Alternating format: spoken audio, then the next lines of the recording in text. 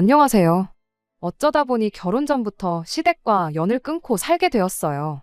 말로는 괜찮다고 했지만 이따금씩 남편이 자기 가족들을 그리워하는 모습을 볼 때면 제 마음도 많이 무거웠죠. 그때마다 시간이 지나면 해결되지 않겠냐고 부모 자식 간인데 언제까지 이렇게 연락을 끊고 지내겠냐 하고 남편을 위로해주곤 했습니다. 그리고 정말 시간이 지나 시부모님한테서 연락이 먼저 오게 되었어요. 워낙 갑작스런 연락이었다 보니 조금 당황스럽긴 했지만 이제야 비로소 정상적인 가족으로 살겠구나. 남편도 더 이상 힘들어하지 않겠구나 하고 좋아했었죠. 그런데 결국 이혼을 하게 되었습니다.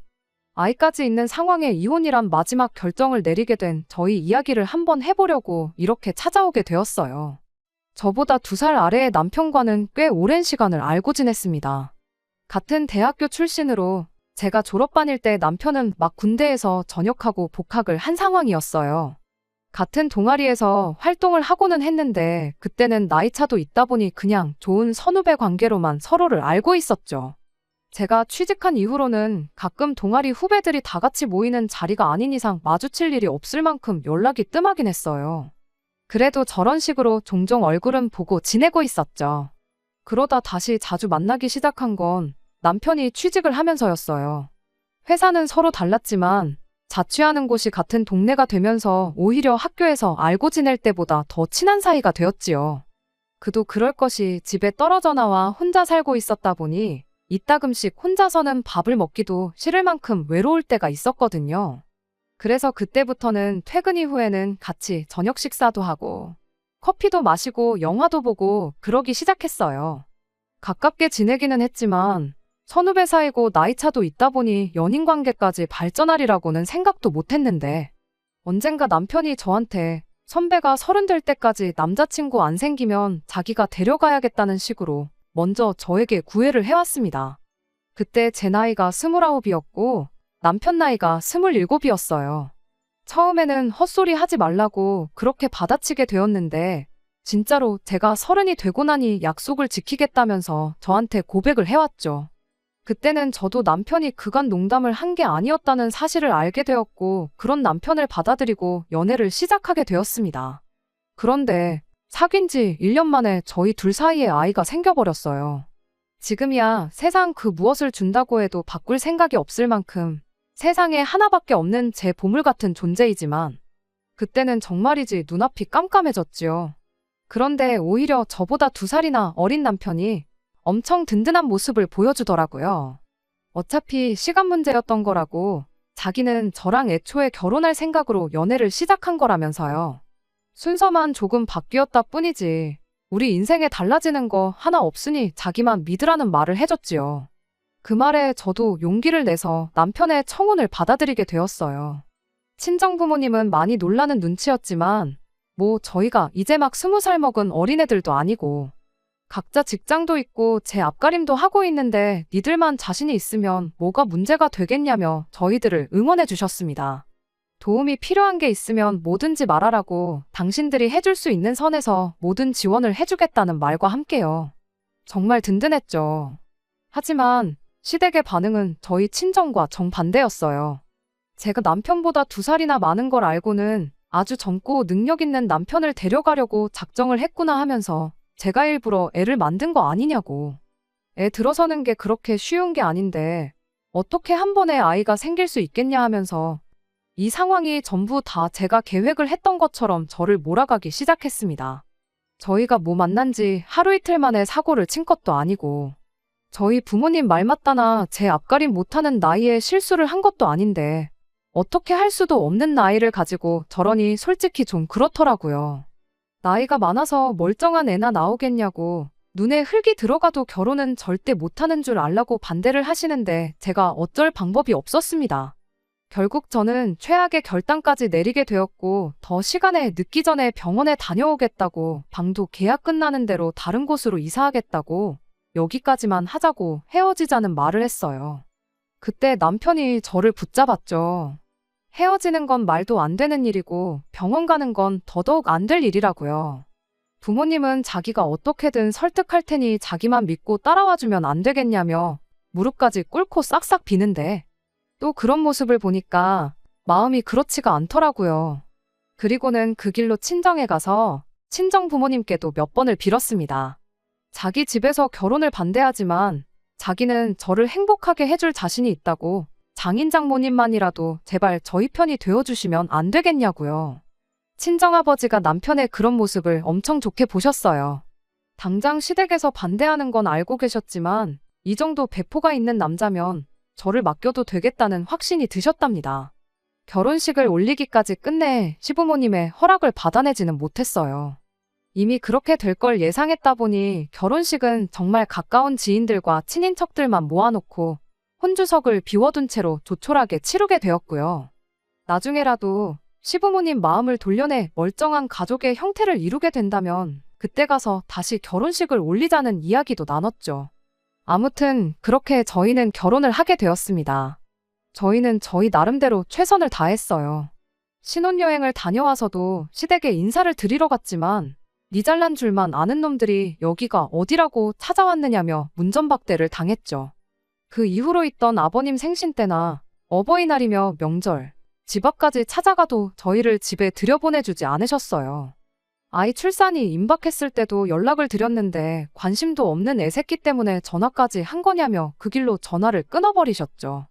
그 이후부터는 육아 문제도 있었고 매번 좋은 이야기 한 번 못 듣고 얼굴조차 안 보여주는 시부모님을 어떻게 해야 되는 건지 도무지 갈피가 잡히지 않았습니다. 꼭 부모님 마음을 돌려놓겠다던 남편도 반년 동안 얼굴 한번 보여주지 않는 시부모님 마음을 돌릴 자신이 없어진 건지 아니면 저처럼 지친 건지 언젠가부턴 마음을 접은 듯 시댁에는 언제 또 가보냐는 제 말에 거기 가봐야 문전박대나 당하지 그런 데 가서 뭐 하냐는 식으로 나오기 시작했어요. 그렇게 결혼 1년을 보내고는 아예 시댁에 대한 마음을 접은 듯 보였고요. 솔직히 말해서 이게 저희가 시부모님하고 좋은 관계를 유지하다가 갑자기 저렇게 된 거면 말을 않겠어요. 시댁이 있건 말건 툭 까놓고 말해서 있어 본 적이 없던 거나 마찬가지인데 저희 사는 데에는 그 어떤 지장을 주지 않았거든요. 말 맞다나 저희한테 뭐 용돈을 요구하는 것도 아니고 저희한테 바라는 거 하나 없이 그냥 꼴도 보기 싫다고 1년 가까운 시간을 저러고 계신 거였어요. 적어도 아들인 남편 연락이라도 받아주고 둘이서만 연락을 주고받고 그랬다면 또 모르겠는데 남편까지 싸잡아서 부모 말에 거역하고 지들 하고 싶은 대로만 하는 후레자식 취급을 하는데 저희가 무슨 방법이 있었겠나요? 그나마 남편이로 형이 한 명 있는데 아주버님과는 이따금씩 연락을 주고받기는 했습니다. 하지만 시부모님 이야기만 나오면 복잡한 일에 자기를 끌어들이지 말라며 저희와 시부모님 사이에 있어서 그 어떤 중간다리 역할을 해주지 않았었어요. 나중 가선 이렇게 연락하는 것도 불편하다며 아주버님 또한 저희 연락을 피하기 시작했죠. 그렇게 시댁 식구들하고는 완전하게 연락이 끊어지게 되어버렸던 겁니다. 아이한테 친할머니, 친할아버지 못 보여주는 게 아쉽다면 아쉬운 상황이었지만 또 저희 친정 부모님께서 아이에게 워낙 큰 사랑을 주시고 지원도 해주셔서 할머니, 할아버지 빈자리 또한 외할머니와 외할아버지가 충분 그 이상으로 메꿔주고 계신 상황이었지요.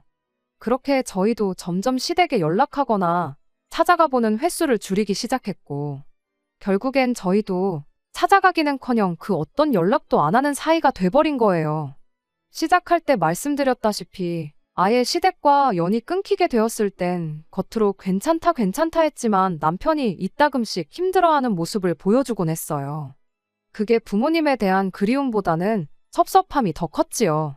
이렇게 잘 지내고 잘 살고 있는데 연락조차 하질 않는 부모님이 원망스러웠던 걸 거예요.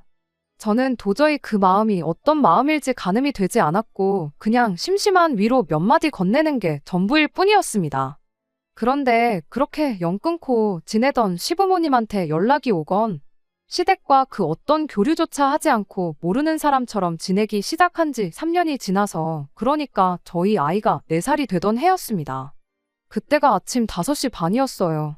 잠결에 걸려온 전화를 누구한테 걸려온지도 확인 못하고 받았었는데 그게 시어머니였죠. 누군지 확인도 안 하고 무심코 받은 전화였다 보니 졸린 목소리로 여보세요 하고 전화를 받았는데 시어머니가 대번에 전화기로 소리를 빽 지르면서 너는 네 시어머니한테 몇 년 만에 연락이 왔는데 전화 받는 태도가 그게 뭐냐고 호통을 치시더군요. 그때 얼마나 놀랐는지 잠이 싹 달아날 정도였어요. 이따금씩 시어머니와 연락하고 지내는 상상을 하고는 했었는데 막상 이런 식으로 전화가 걸려오니 머릿속이 새하얗게 돼버려서 어떻게 무슨 말을 해야 할지 생각도 안 나더라고요. 그래도 최대한 빨리 정신을 차려서 시어머니한테 그간 별일 없으셨냐고 안부를 먼저 물었죠. 평생 얼굴조차 안 보여주고 전화 한 번 안 받던 분이 이렇게 전화를 해온 걸 보면 분명 무슨 일이 있어도 있겠구나 싶었어요. 그래서 이어 무슨 일 때문에 전화를 주신 거냐 물어봤죠. 그랬더니 시어머니가 냉랭한 투로 시애미가 며느리한테 전화하는데 뭐 허락까지 받고 전화를 해야 하냐며 또 한마디 하시더라고요. 그도 그럴 게 결혼하기 전부터 여지까지 거의 5년 가까운 시간 동안 연락은커녕 얼굴 한번 보여주신 적이 없던 분이 저렇게 말하니 참 할 말이 없대요. 허락받으실 필요 없죠. 아무 때나 하셔도 된다고. 이왕이면 남편 같이 있을 때 전화 주셨으면 참 좋았겠다고 그렇게 말했더니 너는 우리 아들한테 무슨 고생을 시키길래 애가 새벽 5시에 집에 없고 밖에 나가 있는 거냐고 따져 물으시대요. 그런 게 아니고 지금 출장 나가 있어서 그렇다고 대답했더니 그 자식이 출장은 무슨 출장이냐고 그렇게 한마디를 하시더라고요. 결혼 전 남편이 다니던 직장이 출장 같은 거랑은 전혀 관련이 없는 회사였다 보니 그때 생각해서 그렇게 말을 하시는구나 싶었죠. 그래서 지난 5년간 저희들 결혼하면서 바뀐 것들을 전부 업데이트 해드렸어요.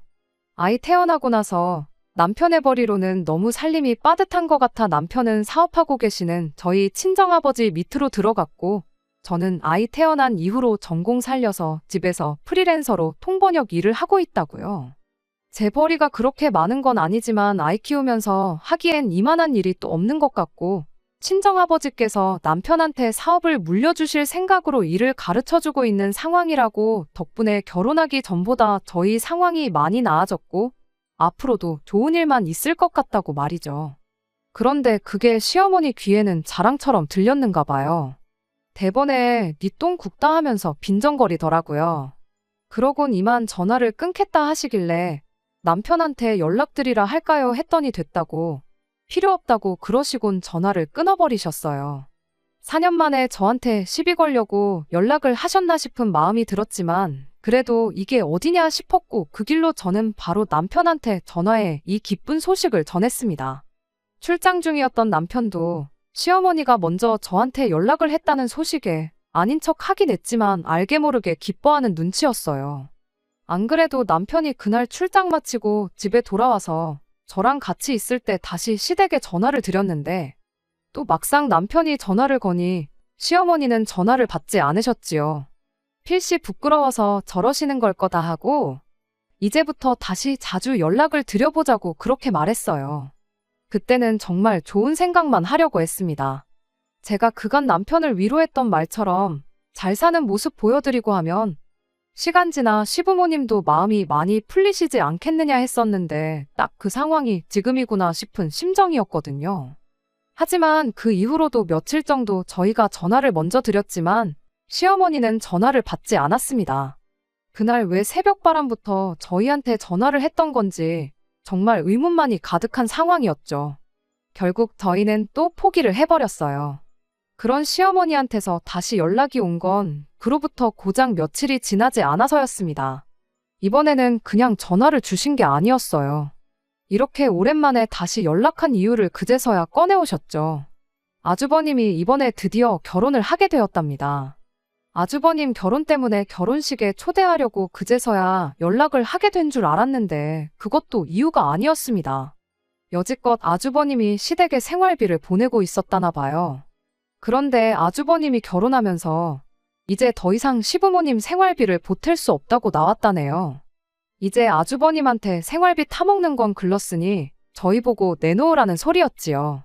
지난 몇 년간 형 혼자 자식 노릇 하느라고 장가도 못 가고 고생했으니 이젠 네가 하라는 소리였어요.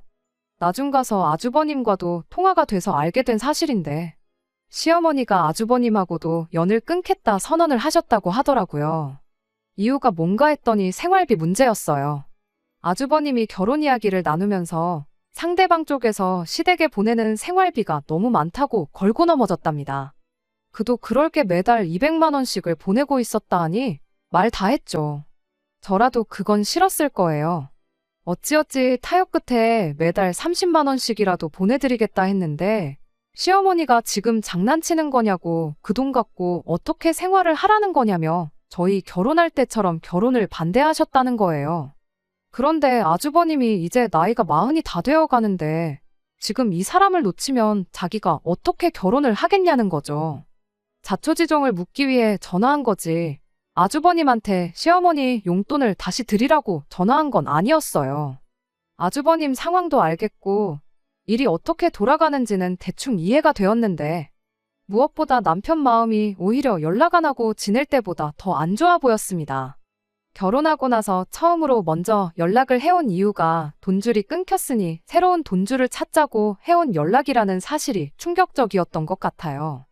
또 한편으로는 그런 시어머니가 신경이 쓰이기도 했던 것 같고요. 마음 같아선 까짓거 생활비 좀 드리면 되는 거 아니겠냐고 말해주고 싶었지만 200만 원은 말도 안 되는 액수라고 생각했습니다. 아주버님이 암만 30만 원을 댄다고 해도 170만 원은 저희가 드려야 한다는 소리잖아요. 제가 프리랜서로 번역 일을 하고 있다고 해도 그게 뭐 돈 얼마 버는 일이 아니고 기껏해야 한 달에 3, 40만 원이 전부였거든요. 시댁이랑 잘 지내보겠다고 친정아버지한테 남편 월급을 200만 원 정도 더 올려달라고 할 수도 없는 노릇이기도 했죠. 게다가 그렇게 다시 시댁과 교류를 하게 된다고 한들 시어머니가 저희를 드디어 인정해주고 화해를 하는 그림도 아니잖아요. 그렇게 어찌어찌 돈을 만들어 시댁에 용돈을 드린다고 한들 사람 일이 어떻게 될지 모르는 건데 만에 하나 저희가 그 돈을 못 드리는 상황이 닥치게 된다면 시어머니가 과연 저희와 계속 교류를 하실지 아니면 전처럼 연을 끊고 지낼지 아무도 모르는 상황이었고요. 하지만 무작정 안 된다고 했을 때 남편이 그걸 어떻게 받아들일지도 솔직히 가늠이 되지 않았고 모처럼 시댁과 다시 교류를 하고 지낼 길이 열린 것이니만큼 조금 더 현명한 방법을 찾아보고 싶었어요. 그리고 아주버님네도 어느 정도 연관되어 있으니 아주버님네가 돈을 더 드리던 시부모님이 조금 욕심을 줄이시던 해서 세 가족이 어느 정도 협의를 하면 좋겠다고 생각했거든요. 하지만 남편은 도무지 어떻게 하는 게 좋은 건지 갈피를 못 잡는 듯 보였습니다. 저한테 일을 좀 늘려보면 안 되겠냐는 말까지 꺼낸 걸로 보아 그 돈을 어떻게든 드리는 쪽으로 마음을 잡은 듯 보였어요. 그래서 결국 말을 아끼고 있던 제가 나서서 자리를 만들게 되었습니다. 아주버님네도 부르고 시부모님도 한자리에 불러내서 세 가족이 앞으로 어떻게 하면 좋을지에 대해서 한번 허심탄회하게 이야기해보자고 말이죠. 앞으로 잘 지내보자고 생각해서 만든 자리였는데 결국 그날 만남 때문에 남편과 이혼까지 하게 될 줄은 생각도 못했습니다. 제가 생각한 최선의 방법은 이거였어요. 어차피 아주버님네가 결혼하고 30만 원씩 드리기로 한 거 조금만 더 보태서 50만 원을 드리고 그리고 제가 버는 게 딱 그 정도 되었으니 두 형제 똑같이 해서 시부모님 생활비로 100만 원을 보태드리는 쪽으로요. 어버이날이나 명절이나 두 분 생신 같은 날도 어련히 100만 원 정도씩 저희가 아쉽지 않게 챙겨드리게 될 텐데 아주버님네도 똑같이 그런 특별한 날 100만 원씩 챙겨드린다면 생활비 드리는 걸 100만 원으로 줄여도 크게 달라지는 게 없잖아요. 물론 그런 날마다 매번 100만 원씩 드릴 수 있을지는 모르지만 시어머니가 조금만 욕심을 줄인다면 충분히 합의가 가능한 부분이라고 생각했습니다. 그런데 그게 아니었어요. 원만하게 대화로 합의하는 자리가 아니라 아예 대놓고 원하는 바를 이루려고 마음을 먹고 찾아오신 거였죠. 이야기 돌아가는 꼴을 보아하니 아주버님하고 시어머니는 이미 말을 맞춰놓은 게 다 티가 나기까지 했어요. 아무튼 자리에 가족들이 다 모이게 되었고 맨 처음 제가 입을 열어서 저희 생각을 전했어요. 그런데 시어머니가 더 좋은 생각이 있다면서 한번 들어보겠냐고 하더라고요. 시어머니가 꺼낸 말은 그야말로 말도 안 되는 소리의 연속이었습니다. 일단 아주버님을 저희 아버지 사업체에 취직을 시켜달라는 겁니다. 그리고 나중 가서 그 사업을 남편과 아주버님 두 분이 공동 운영을 할 수 있게 물려달라는 말도 안 되는 소리를 아무렇지도 않게 꺼내더라고요. 그 이유야 뭐 말할 것도 없지요.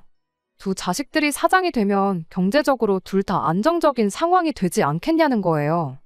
그렇게만 하게 해주면 당장 생활비 같은 건 안 받으면 그만인 거라고. 나중에 두 아들이 사장 자리 꿰차고 나면 그때 가서 100만 원씩 각출하는 건 문제도 아니지 않냐는 겁니다. 대번에 그게 무슨 소리냐고. 어디가 더 좋은 방법이냐며 제가 말도 안 되는 소리 마시라고 했죠. 그랬더니 시어머니가 그러더군요. 어차피 내 아들한테 사업을 물려주기로 했다지 않았느냐고. 나중 가서 남편이 사업을 이어받아 아주버님 자리를 만들어주면 그만인 건데 그건 사돈에 대한 예의가 아닌 것 같으니 정식으로 절차를 밟겠다는 건데 어디가 말도 안 되는 소리냐고 하는 겁니다. 제가 안 된다는 식으로 나오고 있으니 아주버님이 옆에서 시어머니를 위해 지원 사격을 해왔어요. 그럼 이렇게 하면 어떻겠냐고. 자기도 사업을 같이 물려받는다는 전제하에 나중에 가서 시부모님 용돈 드리는 건 전부 자기 돈으로 드리겠다고요. 저희 주머니에서 시부모님한테 돈 한 푼 나가는 일 없을 테고 그리고 솔직히 이날이 때껏 자식돌이는 자기 혼자만 독박 쓰고 있지 않았냐고. 그 정도는 충분히 양보해 줄 수 있는 거 아니냐고 하는 겁니다. 일단 사업주인 친정아버지가 자리에 없는데도 이미 지들이 후계자가 되었다는 듯이 떠드는 것도 어이가 없었고 선심 써주는 척 말하는 것도 짜증이 나기 시작했습니다. 이러려고 만든 자리가 아니었는데 지들 욕심만 챙기고 있으니 어이가 없더라고요. 그래서 그냥 다 필요 없다 그러고 그렇게 할 일은 없으니 제 제안대로 두 자식들한테 50만 원씩 생활비 받으실 생각 아니면 그냥 여지껏 살던 대로 저희들 없는 자식, 없는 며느리 인셈치고 지내시라고 했어요. 여지껏 없는 가족이다 생각하고 지냈는데 저희한테 그렇게 어려운 일 아니라고요. 그렇게 저는 자리를 박차고 말 한마디도 없이 듣고만 있던 남편도 데리고 나왔죠. 자리를 떠나는 남편 발걸음에 아쉬움이 느껴졌어요. 그도 그럴 게 다시 가족들과 잘 지내리라 기대를 잔뜩 하고 나왔을 테니 아쉬울 만도 하겠죠. 그런 남편에겐 미안한 일이었지만 돈으로 시댁 관심을 사오자는 것도 아니고 솔직한 말로 이런 제 결정을 남편도 당연히 이해해 줄 거라 생각했습니다. 집에 돌아와서도 한참 동안 아무 말 안 턴 남편이었어요.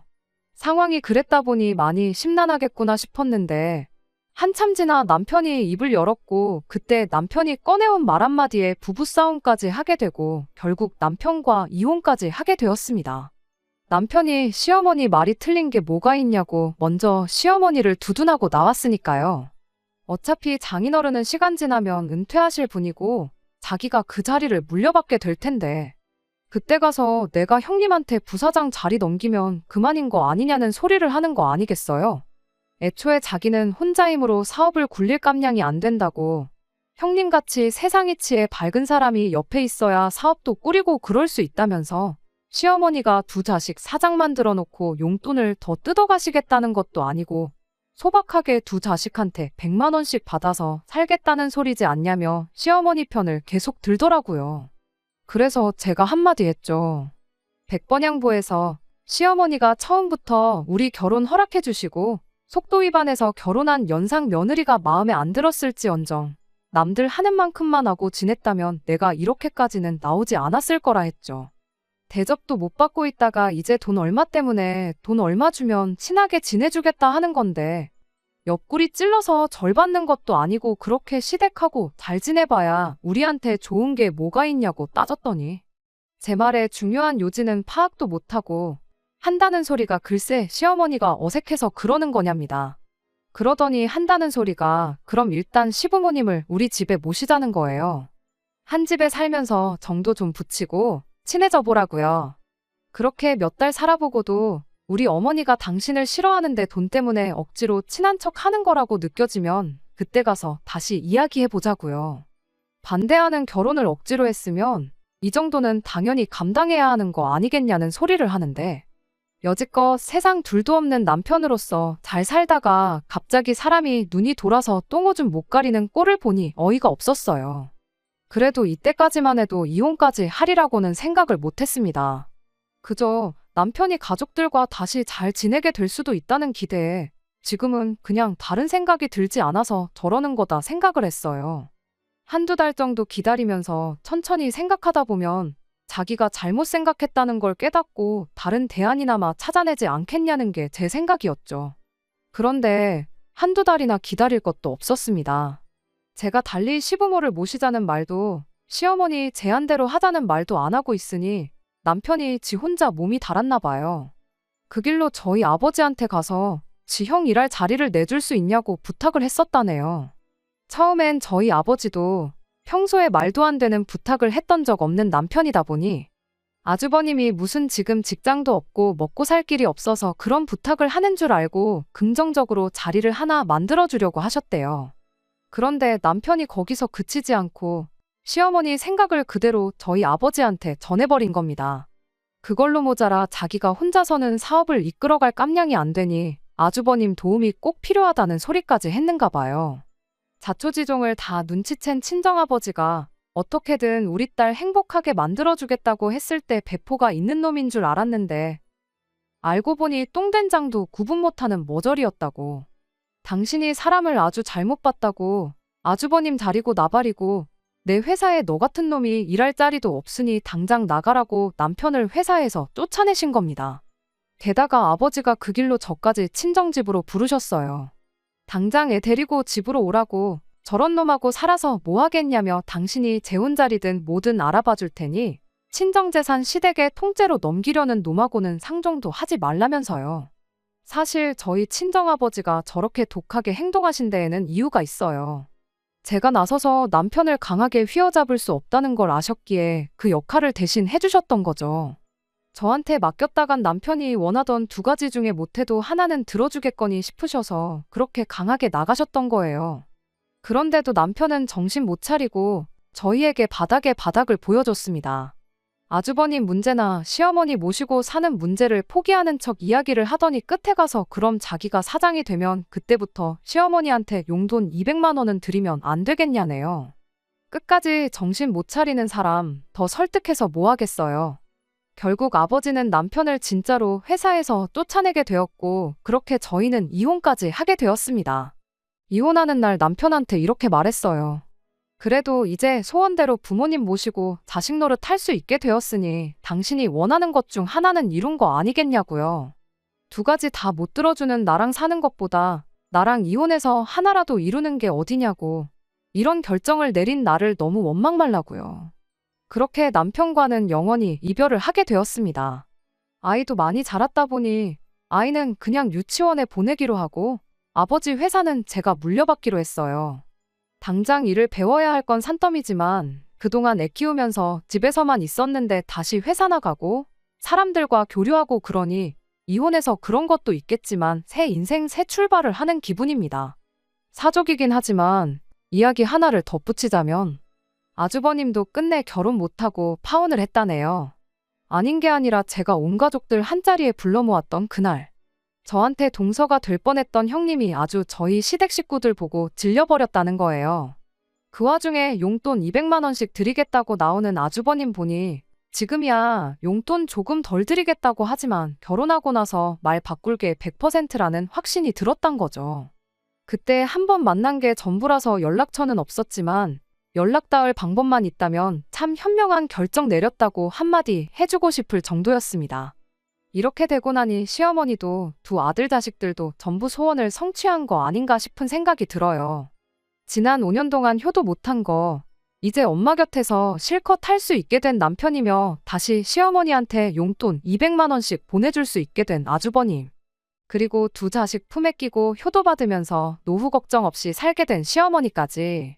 물론 남편은 아이가 다 클 때까지 저한테 양육비를 보내야 하겠지만 뭐가 걱정이겠어요. 아주버님이 대신 돈줄을 담당하고 남편은 마음으로만 효도하면 될 텐데 말이에요. 저는 비록 이혼녀 딱지까지 달고 아이까지 혼자 키우게 되었지만 전 남편이 소원 성취하고 행복하게 살게 되었는데 멀리서나마 평생 그 집구석 탈출하지 않고 부모 곁에서 효도하며 살라고 있는 힘껏 응원해줄 생각이에요. 끝까지 들어주셔서 감사합니다. 오늘의 사연은 여기까지입니다.